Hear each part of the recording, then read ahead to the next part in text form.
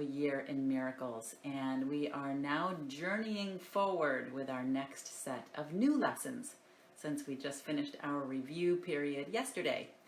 And there is also an introduction to these new lessons that I will read before I read the actual lesson. And this introduction pertains to lessons 181, which we are on today, and going all the way through lesson 200. So here is the introduction. Our next few lessons make a special point of firming up your willingness to make your weak commitment strong. Your scattered goals blend into one intent. You're not asked for total dedication all the time as yet, but you are asked to practice now in order to attain the sense of peace such unified commitment will bestow, if only intermittently. It is experiencing this that makes it sure that your will give you total willingness to follow the way the Course sets forth. Our lessons now are geared specifically to widening horizons and direct approaches to the special blocks that keep your vision narrow and too limited to let you see the value of our goal. We are attempting now to lift these blocks, however briefly.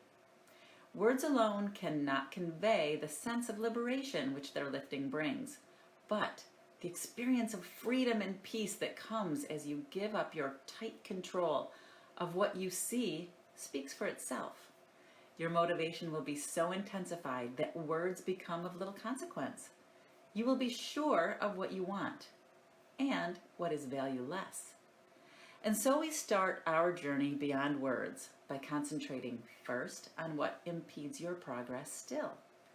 Experience of what exists beyond defensiveness remains beyond achievement while it is denied. It may be there, but you cannot accept its presence. So we now attempt to go past all defenses for a little while each day.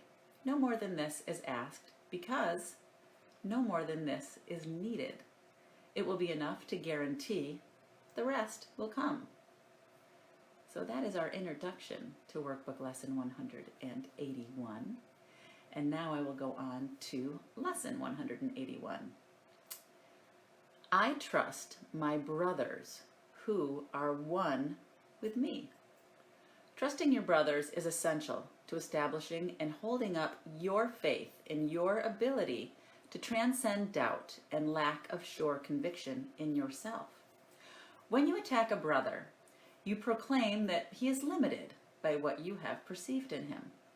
You do not look beyond his errors. Rather, they're magnified, becoming blocks to your awareness of the self that lies beyond your own mistakes and past his seeming sin as well as yours. Perception has a focus. It is this that gives consistency to what you see. Change but this focus, and what you behold will change accordingly. Your vision now will shift to give support to the intent, which has replaced the one you held before. Remove your focus on your brother's sins, and you experience the peace that comes from faith in sinlessness. This faith receives its only sure support from what you see in others past their sins. For their mistakes, if focused on, are witnesses to sins in you. And you will not transcend their sight and see the sinlessness that lies beyond. Therefore, in practicing today, we first let all such little focuses give way to our great need to let our sinlessness become apparent. We instruct our minds that it is this we seek and only this for just a little while. We do not care about our future goals, and what we saw an instant previous has no concern for us within this interval of time wherein we practice changing our intent. We seek for innocence and nothing else. We seek for it with no concern but now. A major hazard to success has been involvement with your past and future goals. You've been quite preoccupied with how extremely different the goals this course is advocating are from those you held before. And you have also been dismayed by the depressing and restricting thought that even if you should succeed, you will inevitably lose your way again. How could this matter? For the past is gone, the future but imagined. These concerns are but defenses against present change of focus and perception. Nothing more. We lay these pointless limitations by a little while. We do not look to past beliefs and what we believe will not intrude upon us now. We enter in the time of practicing with one intent, to look beyond and look upon the sinlessness within. We recognize that we have lost this goal if anger blocks our way in any form. And if a brother's sins occur to us, our narrowed focus will restrict our sight and turn our eyes upon our own mistakes, which we will magnify and call our sins. So for a little while, without regard to past or future, should such blocks arise, we will transcend them with instructions to our minds to change their focus, as we say, "It is not this that I would look upon. I trust my brothers who are one with me." And we will also use this thought to keep us safe throughout the day. We do not seek for long-range goals, as each obstruction seems to block the vision of our sinlessness. We seek but for surcease, an instant from the misery the focus upon sin will bring, and uncorrected will remain. Nor do we ask for fantasies, for what we look upon is really there. And as our focus goes beyond mistakes, we will behold a holy, sinless world. When seeing this is all we want to see, when this is all we seek for in the name of true perception, our eyes are the eyes of Christ, inevitably. And the love he feels for us becomes our own as well. This will become the only thing we see reflected in the world and in ourselves. The world which once proclaimed our sins becomes the proof that we are sinless. And our love for everyone we look upon attests to our remembrance of the holy self which knows no sin and never could conceive of anything without its sinlessness. We seek for this remembrance as we turn our minds to practicing today. We look neither ahead nor backwards. We look straight into the present, and we give our trust to the experience we ask for now.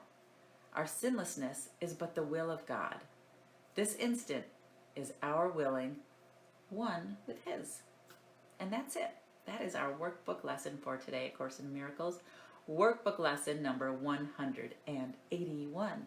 Good morning, everyone. It's wonderful to have you join me here this beautiful Sunday morning. Hi, honey. Great to see you here on the live feed. Hey, Colette. Nice to see you. Good morning, Parul. Nice to see you here on the live feed.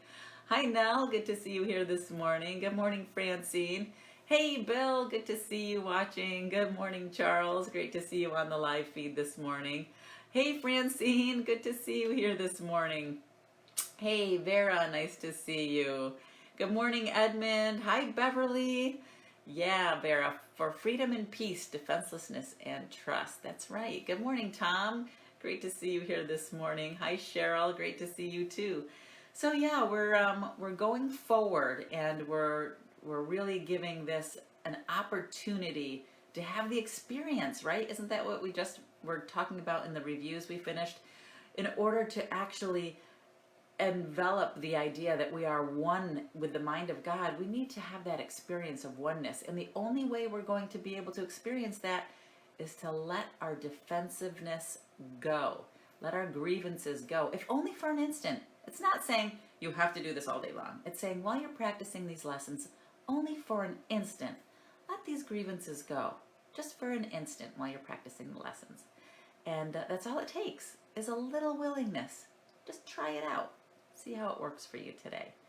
And again, I'm always interested in what's coming up for you. If changes are happening in your life and practicing these lessons, feel free to share them here on the main Facebook page, Or you can jump on over to the private Facebook group if you feel more comfortable sharing there what's coming up in your year of miracles. But it's great seeing you all here today. Thank you again for joining. Have a beautiful, wonderful Sunday. And I will see you back again tomorrow morning with our next A Course in Miracles workbook lesson. All right, guys, thanks for joining. See you tomorrow. Bye.